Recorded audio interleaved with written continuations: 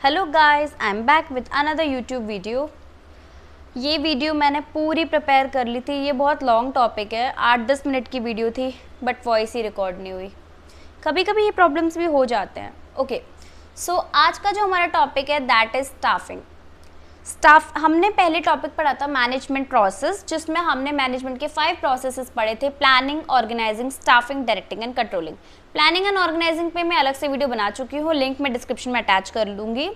अभी हमारा टॉपिक है स्टाफिंग। स्टाफिंग क्या होता है? Placing the right person at the right position. सही इंसान को सही पोजिशन पर लगा देना, बस। तो क्या सिर्फ इतना ही होता है स्टाफिंग, कि सही इंसान को सही पोजिशन पर लगा देना? कैसे लगाएंगे? कौन होगा सही इंसान? किसे बोलेंगे सही इंसान? So staffing means placing the right person at the right position. मतलब सही कैंडिडेट को सही पोजीशन पर लगाना according to the qualification and the skill required for that job. उस जॉब के लिए जो स्किल्स चाहिए, जो क्वालिफिकेशन चाहिए, उस बेसिस पे सही पर्सन को सही जॉब पे लगाना।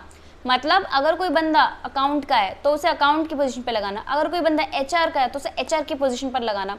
वही होता है स्टाफिंग। और कैसे जानेंगे कि बंदा सही है, राइट पर्सन है? उसकी क्वालिफिकेशन एंड स्किल्स के हिसाब से, कि अगर उसमें वही स्किल्स और क्वालिफिकेशन है जो हमें उस पोजीशन के लिए चाहिए, तो ये होता है स्टाफिंग। अब बात रही, क्या इतना ही होता है स्टाफिंग? बंदे को लगा देना। देखो, हिंदी में बोले तो स्टाफिंग क्या है? सही बंदे को सही पोजीशन में लगा देना, मतलब बंदे को उठा के पोजीशन पर रख देना। बेसिकली अगर हम नॉर्मल लैंग्वेज में बोलें, इंसान को जॉब पर लगा देना है स्टाफिंग नहीं। स्टाफिंग में बहुत कुछ होता है। See, it is a process which include recruitment, selection, training and development, promotion and transfer, placement, induction etcetera. ये सारी चीज़ें स्टाफिंग में आती हैं। अब बात रही कि भैया ये सारी चीज़ें क्या है, कि मैम हम तो हैं नॉन कॉमर्स बैकग्राउंड, हमें नहीं पता ये सब क्या होता है। हम तो हैं बीए, हमें नहीं पता ये सब क्या होता है। ठीक है, मैं बताती हूँ। सी, ये जो चीज़ें हैं, recruitment, selection, training, development, promotion, इन सब पे 1 मिनट की मुश्किल से शॉर्ट्स वीडियो मैंने अपने शॉर्ट चैनल पे अपलोड किया है। आप लोग लिंक मैं डिस्क्रिप्शन में अटैच कर दूंगी। शॉर्ट वीडियो है ताकि शॉर्ट में आप लोग जल्दी से सीख जाओ, तो आप मेरे वो चैनल पे जाके चेकआउट कर सकते हैं। यहाँ भी मैं बताऊंगी, ठीक है बात। उस पर मैं सेपरेटली कि रिक्रूटमेंट क्या है, बस इस पर 30 सेकंड की, 40 सेकंड की एक वीडियो, सिलेक्शन क्या है इस पर 30-40 सेकंड की एक वीडियो, तो वो मेरा शॉर्ट वीडियो का चैनल है, आप लोग ये टॉपिक्स वहाँ सर्च कर सकते हैं। यहाँ भी मैं बताऊंगी आपको, ठीक है।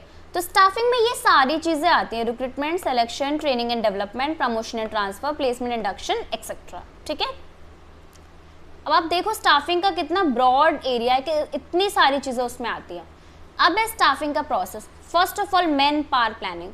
अब बात रही कि भैया मैन पावर प्लानिंग क्या होती है। मैन पावर तो हमें पता है कि लोग, मैन पावर।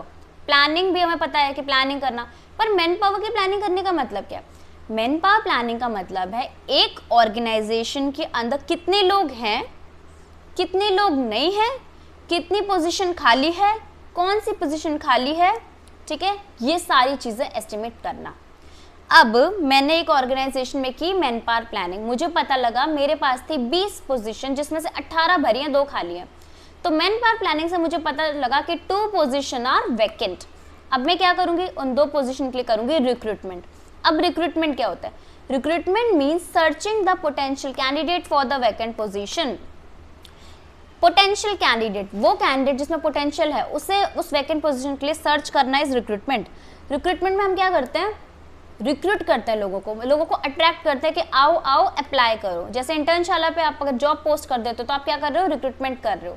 तो अब मुझे पता चला 2 पोजीशन है, उन 2 पोजीशन के लिए मैं रिक्रूटमेंट करूंगी। रिक्रूटमेंट के बाद में क्या करूंगी? सिलेक्शन। सिलेक्शन तो नाम से पता चल रहा है। रिक्रूटमेंट में जो भी एप्लीकेशंस आएंगी, उन एप्लीकेशंस में से पर्टिकुलर को सेलेक्ट करेंगे। अब सिलेक्शन के भी बहुत प्रोसेस हो सकते हैं, कि एप्टीट्यूड लें, इंटरव्यू लें, टेस्ट लें, साइकोमेट्रिक टेस्ट लें, IQ टेस्ट लें, एप्टीट्यूड टेस्ट लें, PI कराएं, JD कराएं, बहुत तरीके होते हैं। तो रिक्रूटमेंट में से जो एप्लीकेशन आती हैं, अब हम उनमें से कुछ पर्टिकुलर को सेलेक्ट करते हैं। सेलेक्ट कर दिया कैंडिडेट को, अब क्या करोगे? उसे प्लेसमेंट करोगे, मतलब उसे प्लेस्ड करोगे। कॉलेज में जब कहते हैं ना प्लेसमेंट मिल गई, मतलब प्लेस्ड हो गया, मतलब एक कंपनी में पहुंच गया है। तो सिलेक्शन के बाद क्या होता है? प्लेसमेंट। उसे कंपनी में उस पोजीशन पर प्लेस्ड करते हैं। देन होता है इंडक्शन। अब इंडक्शन क्या है? देखो, इंडक्शन कुकर वाला इंडक्शन नहीं है, ये याद रखना, ठीक है, चूल्हे वाला नहीं है ये। इंडक्शन का मतलब होता है ओरिएंटेशन। कॉलेज में जाते हो, ओरिएंटेशन होता है, ठीक है, सभी का ओरिएंटेशन होता है। तो ओरिएंटेशन मतलब कि फैमिलियर कराना कैंडिडेट को लोगों से, ठीक है।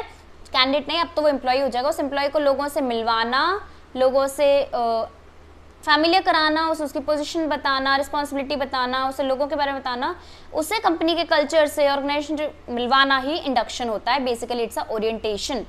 इंडक्शन दे दिया, अब आप उसे ट्रेनिंग दोगे काम करने की, training and development. Then performance appraisal. Performance appraisal मतलब परफॉर्मेंस चेक करना। इसके बाद आप उसकी परफॉर्मेंस चेक करते हो, इवैल्यूएट करते हो कि वो कैसे काम कर रहा है। अब परफॉर्मेंस इवैल्यूएशन के बेसिस पर कंपनसेशन करते हो। कंपनसेशन मतलब उसे पैसे देना, उसे कुछ देना। अब वो कंपनसेशन मॉनेटरी भी हो सकता है, नॉन मॉनेटरी भी। मॉनेटरी मतलब पैसे में भी, और नॉन मॉनेटरी बिना पैसे के भी। पैसे में कैसे कंपनसेशन दे सकते हो, सैलरी बढ़ा दो, बोनस दे दो। और नॉन मॉनेटरी उसे कोई गिफ्ट दे दो, रिवॉर्ड दे दो, रिकॉग्निशन दे दो, सबके सामने तारीफ कर दो, इज्जत दे दो, एम्प्लॉय ऑफ द मंथ का अवार्ड दे दो, ऐसे। Then promotion and transfer. So ये तो पूरा प्रोसेस है स्टाफिंग का। एंड ये जो वो टर्म्स हैं, इन पे मैंने पर्टिकुलर वीडियो अपने शॉर्ट चैनल पे बनाऊंगी भी, आप लोग चेक कर लेना, लिंक डिस्क्रिप्शन में दे दूंगी। कोई भी क्वेरी हो, डाउट हो, प्लीज़ कमेंट में लिख देना। आई होप आपको सब समझ आया होगा। Thank you so much, have a nice day.